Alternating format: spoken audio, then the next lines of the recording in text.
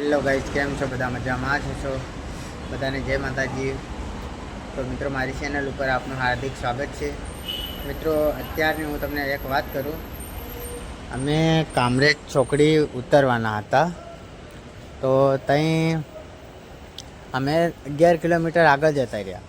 કામરેજ ચોકડી ઉતરવાના હતા તો અમે સૂઈ ગયેલા હતા અને બસવાળાએ બીજા માણસો ઉતરવાના હતા, એમને ઉતારી અને આગળ નીકળી ગયો. એટલે અમે સુતેલા ઉઠ્યા તો બસવાળાને પૂછ્યું કે કામરેજ ચોકડી પાછળ જતી રહી?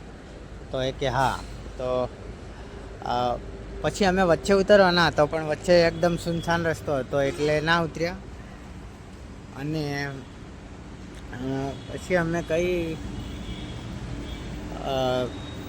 પીપોદરા ચોકડી બસવાળાએ ઉતાર્યા. તો ત્યાંથી અમારી જોડે કેવું થયું વાત કરું હું તમને. એક રિક્ષાવાળાને અમે 150 રૂપિયામાં કર્યો. તો એ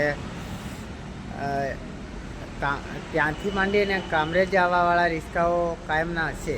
તો અમે જે રિક્ષાવાળાને કર્યો તો એ રૂટ ઉપર ચાલતો નહોતો, એટલે પછી એને ધમકાવતા હતા કે અમારી સવારી કેમ ભરી, એને મારવાની વાતો કરતા હતા. પછી ત્યાંથી અમે એ જ રિક્ષામાં બેઠા, અમે કરી હતી એ જ રિક્ષામાં. ત્યાંથી કામરેજ આવતા રસ્તામાં એને 3-4 વાર તો એને રિક્ષા ભટકાડે એમ કર્યું.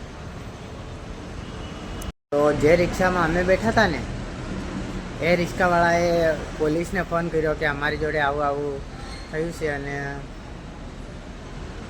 મારવાની વાતો કરે છે ને એવી બધી વાત કરી પોલીસને. તો પછી પોલીસવાળાએ કીધું કંઈ નહીં, તમે કામરેજ ચોકડીએ આવી જાઓ, અને મને મળો એમ. તો ત્યાં સુધી પેલો રિક્ષાવાળો પાછળ આવ્યો, જે ધમકાવતો હતો અને મારવાની વાતો કરતો હતો. તો પછી અમે કામરેજ ચોકડી માન આવી ગયા. રિક્ષાવાળાએ ઉતાવળ કરી અને પેલો ત્યાં સુધી પાછળ રિક્ષાને રોકે, આગળ રિક્ષા લાવી દે એવા નાટકો કરતો હતો. અને પહેલાંને કહેતો હતો કે ભલે તું કામરેજ લઈ જાય, પણ ભાડું તારી પાસે તારે મને આપવું પડશે, એવું કહેતો હતો.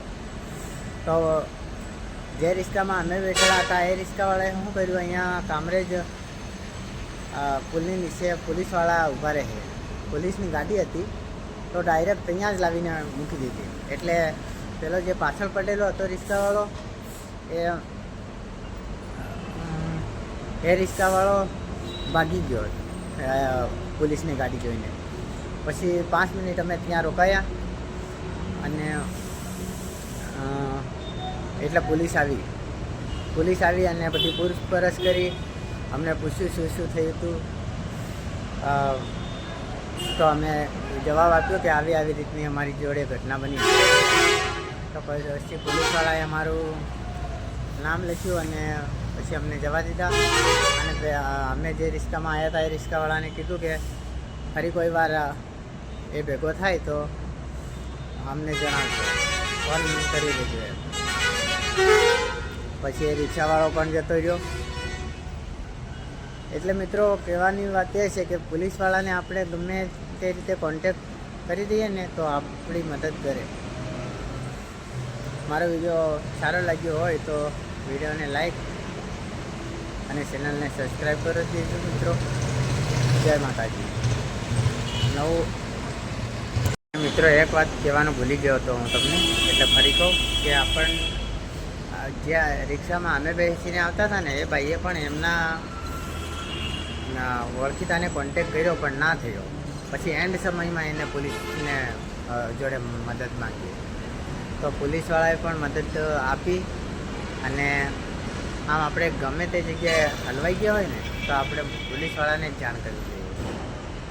અને એ સમયે અમે ક્યારે ઉતર્યા હતા મિત્રો, કહું કે રાતના લગભગ 2-2:30 ગાળામાં ઉતર્યા હતા.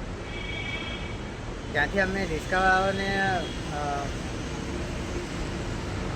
આમ રિક્ષાવાળા તો લૂંટેરા જ હોય છે, અમુક જ સારા હોય છે. જે રિક્ષા અમે રિક્ષામાં બેસીને આવતા હતા એ રિક્ષાવાળો 150 રૂપિયા ભાડું કહેતા હતો ખાલી 11 કિલોમીટરનું. અને બીજા એ જે પાછળ પડ્યા હતા ને એ 300 અને 400ની વાત કરતા હતા. તો એટલે એની પાછળ પડ્યા હતા કે 150 રૂપિયામાં કેમ બેસાડે. તો મિત્રો હવે ગમે તે માણસ ગમે તેવી રીતે કમાય, કોઈ બીજાને કહેવાનો હક થોડી છે કે તું આવું કેમ કરે. એની મરજીથી એનું પેટ્રોલ પડે એનું. તો મિત્રો વિડીયો પસંદ આવ્યો હોય તો વિડીયોને લાઈક અને ચેનલને સબસ્ક્રાઈબ કરી. ફરી મળશું નવા ટોપિક અને નવા કન્ટેન્ટ સાથે. ત્યાં સુધી જય માતાજી.